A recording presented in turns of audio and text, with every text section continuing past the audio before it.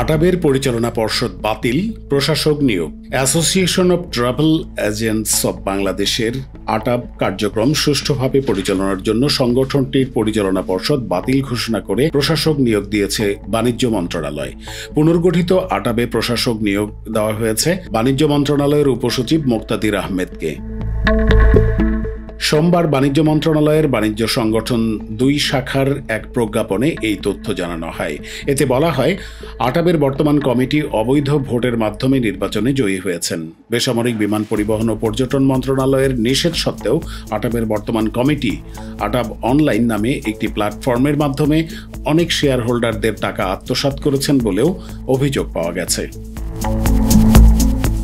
অ্যাসোসিয়েশনের বর্তমান কার্যনির্বাহী কমিটির সভাপতি আব্দুস সালাম আরেফ ও মহাসচিব আসফিয়া জান্নাত সালের বিরুদ্ধে বিভিন্ন অনিয়মের অভিযোগ রয়েছে। ইতোমধ্যে অ্যাসোসিয়েশনের সভাপতি ও মহাসচিবের বিরুদ্ধে গ্রেপ্তারের জন্য মানববন্ধন হয়েছে।